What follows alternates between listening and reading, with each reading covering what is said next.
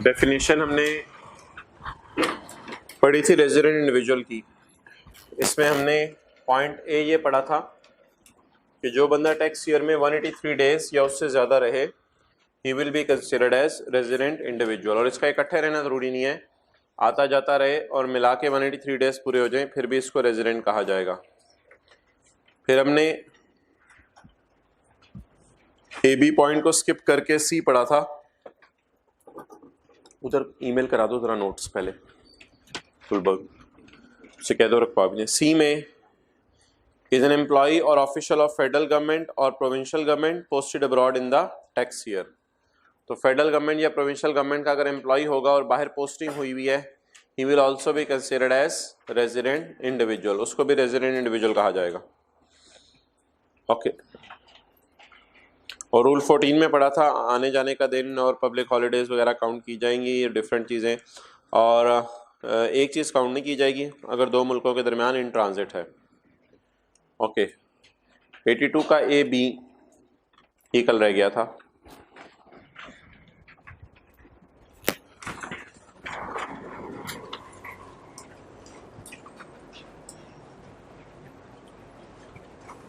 ये भी एक्सेप्शन है और गिने चुने लोगों के लिए रूल है, कोई जनरल रूल नहीं है और कोई इतना इंपॉर्टेंट कॉन्सेप्ट भी नहीं है। बहरहाल एक नई चीज़ आई है लॉ में।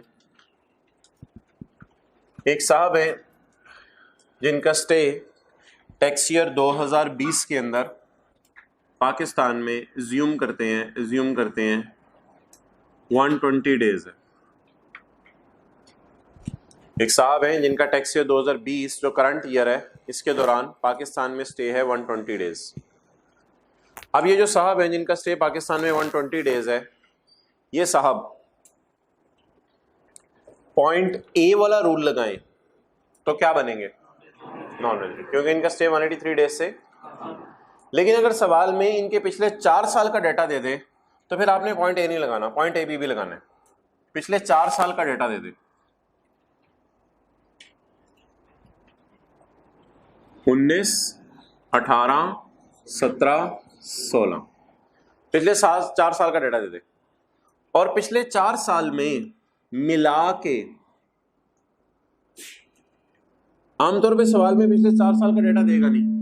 अगर कभी पिछले 4 साल का डाटा आ गया तो आपके कान एकदम खड़े हो जाने चाहिए, आपको एकदम अटेंटिव हो जाना चाहिए। पिछले 4 साल की बात करने लगे, पिछले 4 साल में मिला के टोटल वो पाकिस्तान के अंदर स्टे कर ले 365 डेज टोटल, यानी मुसलसल नहीं है 365, वो तो पूरा साल हो गया। इन चारों में मिला के कितने दिन रुक जाए?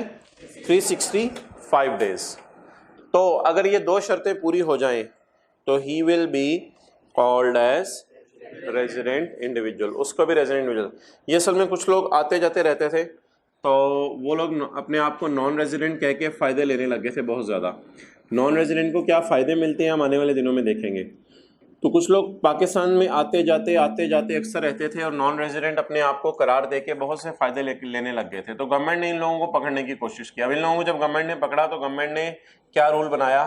इस साल 120 दिन रुकोगे, पहली शर्त, और दूसरी शर्त पिछले 4 सालों के स्टे का टोटल करें, वो क्रॉस कर जाए 365 या 365 बी या उससे ज्यादा। इन सूरत के अंदर आपको क्या कह दिया जाएगा? रेजिडेंट।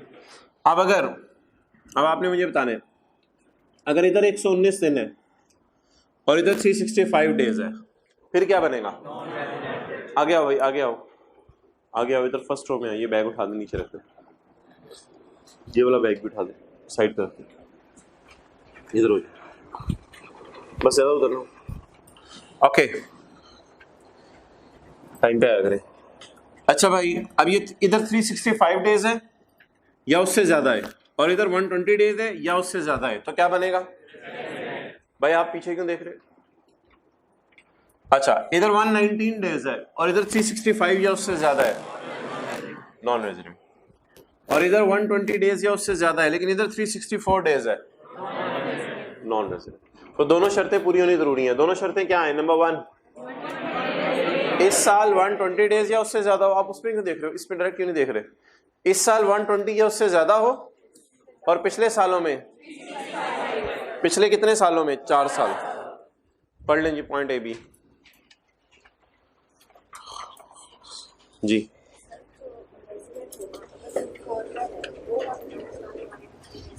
तो वो भी रेजिडेंट समझा जाएगा, उससे कोई फर्क नहीं पड़ेगा किस मुल्क है। Point A B is present in Pakistan, Pakistan में मौजूद है for a period of or period amounting in aggregate to 120 days और इन द टैक्स ईयर, इस साल, इन द टैक्स ईयर, इस साल 120 डेज या उससे ज्यादा हो, एंड वॉज पहले ए बी के साथ लिखा था is present for 120 days and was present और प्रेजेंट था and was present in Pakistan, Pakistan में प्रेजेंट था कितने दिन?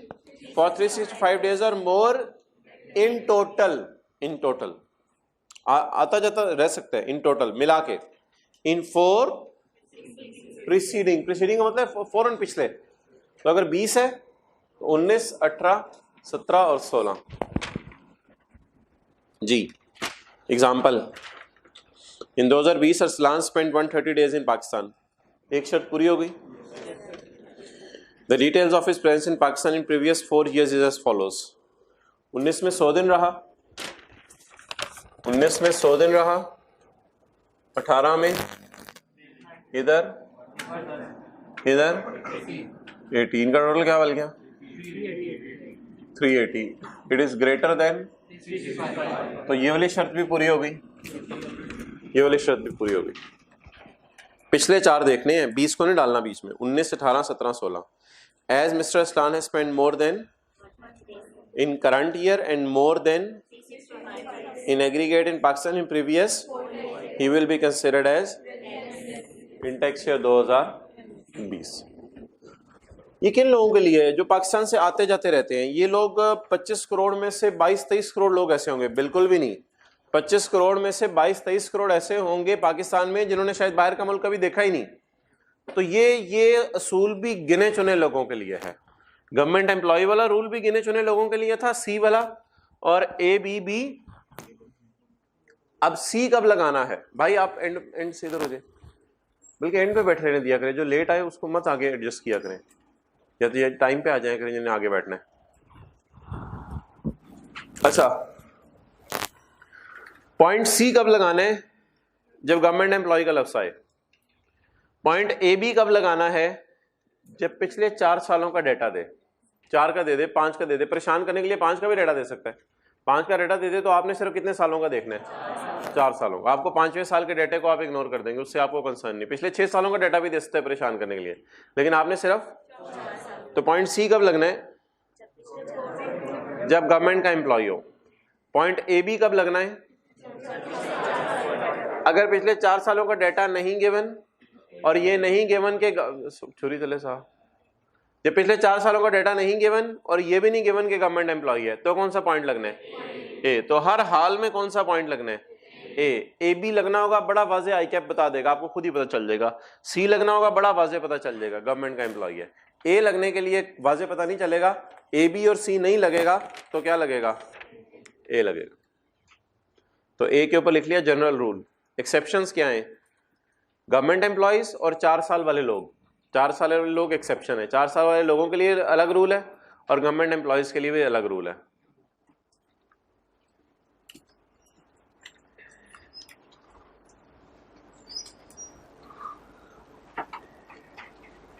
जी लास्ट रो में बिठाई ने, टाइम पे आया करें कल से।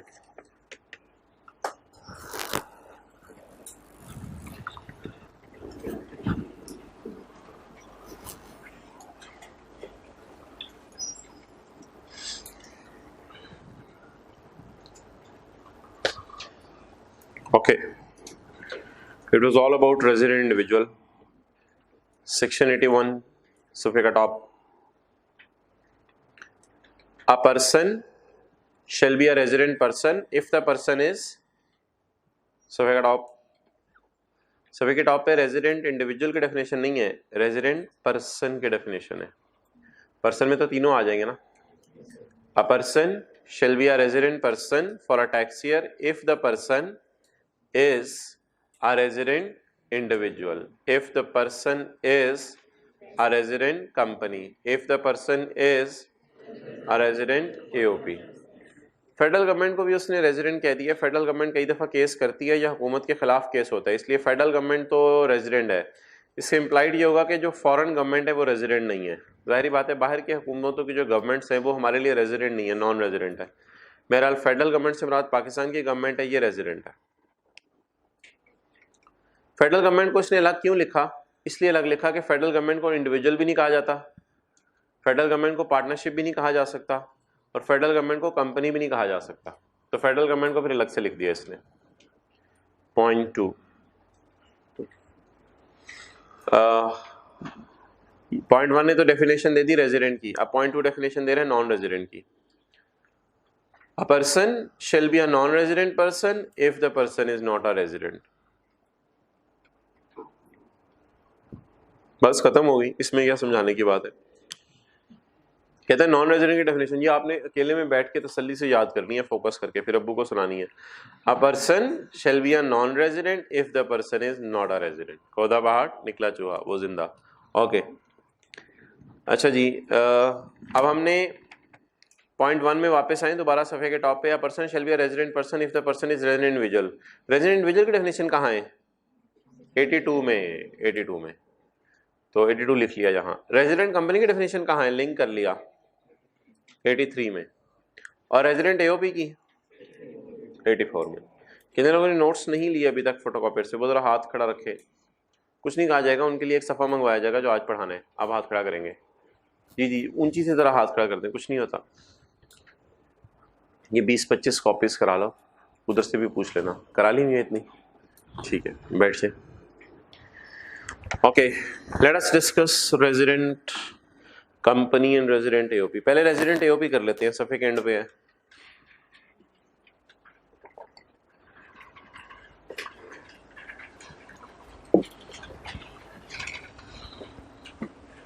ओके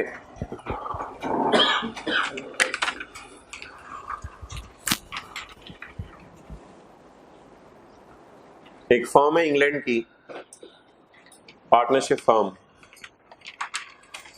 उसके 5 पार्टनर्स हैं, उसके 5 पार्टनर्स हैं।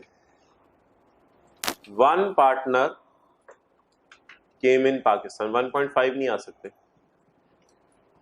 1 पार्टनर केम इन पाकिस्तान। तो अब आप बता दें सेक्शन 84 की रोशनी में ये क्या बनेगी? रेजिडेंट बनेगी, नॉन रेजिडेंट? पढ़े। 1 partner came in Pakistan for 3 hours. 3 घंटे के लिए पाकिस्तान आया।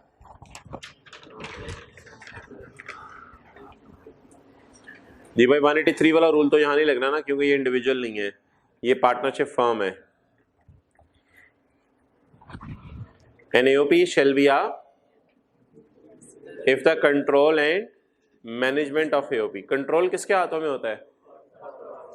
इफ द पार्टनर्स, ये कंट्रोल इज सिचुएटेड होली। सारे आ जाए, पांचों आ गए, पांचों तो नहीं आए। और पार्टली, पार्टली का मतलब है पांचों में से एक आ गया, 2 आ गए, तो ठीक है। होली सारे भी आ सकते हैं, पार्टली कुछ भी आ सकते हैं।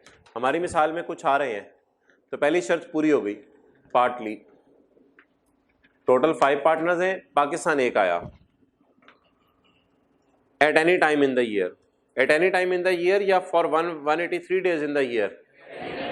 एनी टाइम, घंटे के लिए भी आ सकते हैं, घंटे के लिए भी आ सकते हैं। तो ये तो माशाल्लाह पहले 3 घंटे के लिए आया। तो आप बता दें ये जी सबका आना जरूरी है या किसी एक का भी? और अगर कोई एक आ गया कितनी देर के लिए आए? 1 लम्हे के लिए भी आ जाए, तो ये एओपी क्या बन जाएगी? रेजिडेंट। नोट कर लें।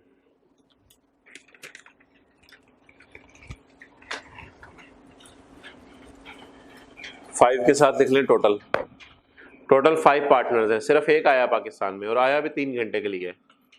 लेकिन इसका आना फर्म को क्या बना गया है? अगर पांचों बाहर रहते तो नॉन रेजिडेंट।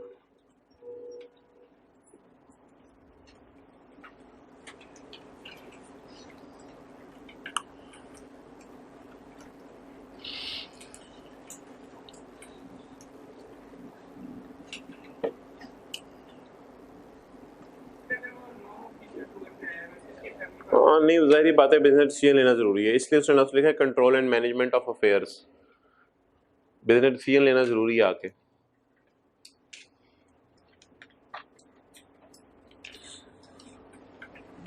चाचू की शादी पे आया फिर नहीं।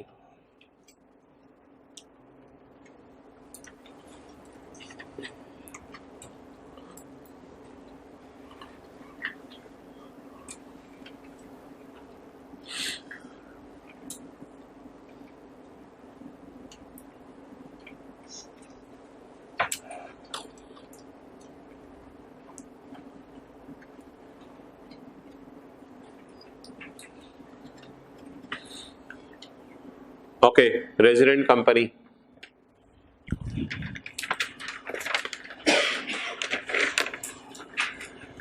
A company shall be a resident company for a tax year if number 1 it is incorporated or formed by or under any law in force in Pakistan। जी, कौन सा लॉ है इन फोर्स पाकिस्तान में? Companies act 2017। तो जिसने अपने आप को company act 2017 के मुताबिक रजिस्टर करवा लिया वो कंपनी क्या बन गई? रेजिडेंट। तो लॉ इन फोर्स को अंडरलाइन करके लिख लिया कंपनीज एक्ट 2017। तो जिसने अपने आप को कंपनीज एक्ट 2017 के मुताबिक रजिस्टर करवा लिया that will become a resident company as per point ए।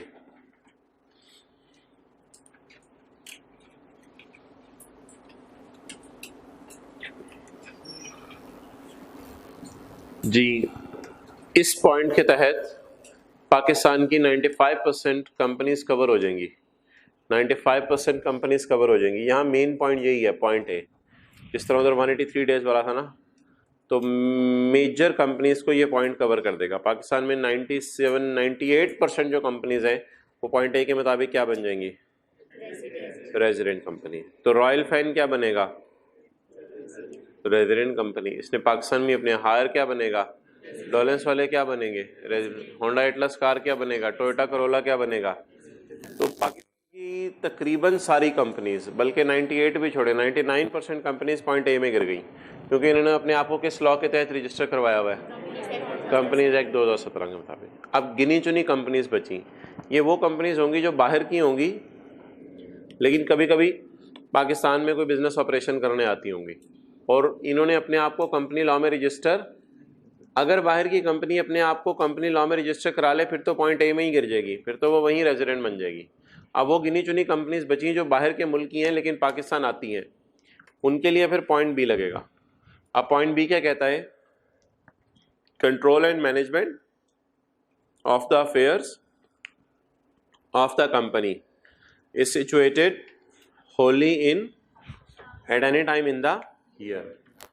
तो एक कंपनी है इंग्लैंड की, उस पर पॉइंट ए नहीं लगता।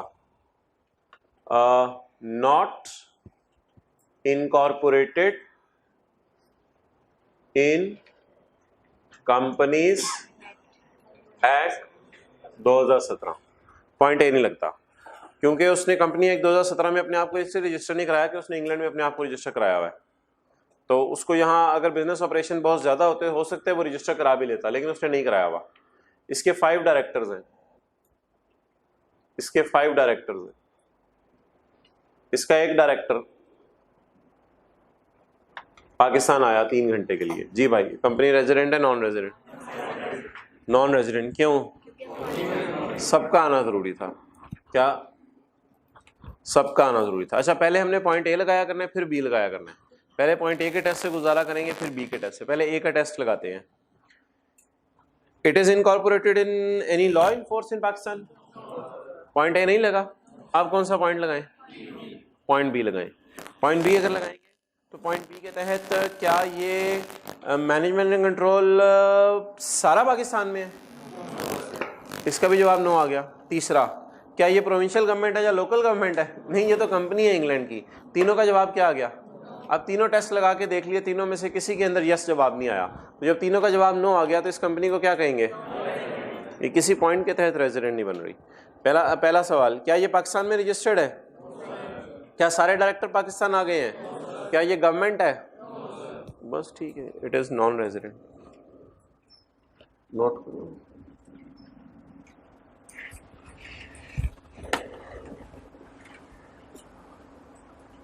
लिख लें, पहले पॉइंट ए लगा के चेक करेंगे, फिर बी लगाएंगे। पॉइंट बी पहले नहीं लगाया करना, पहले ए लगाया करना। और अगर डायरेक्टर पाकिस्तान नहीं आते लेकिन कंपनी लॉ में रजिस्टर्ड है, हाँ, इसलिए पहले पॉइंट ए लगा के देखना है।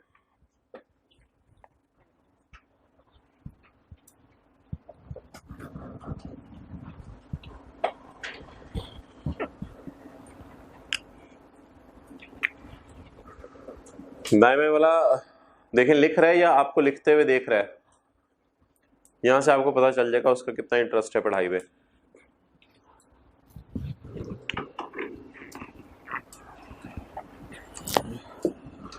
पाँच छह दिन में पता चल जाता है आपके साथ अच्छा बच्चा बैठा हुआ है या नहीं।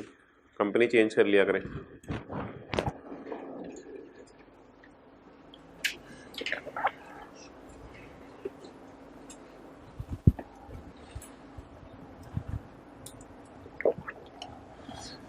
कितने लोगों के साथ ऐसे लोग बैठे हुए हैं जो पढ़ते रहते हैं लेकिन कहते हैं यार पढ़ाई नहीं हो रही आजकल। 1 2 3 4 5 6 7 8 10। Okay, resident individual, resident AOP, resident company. It's all. इस पेज को फ्लाई करा दे।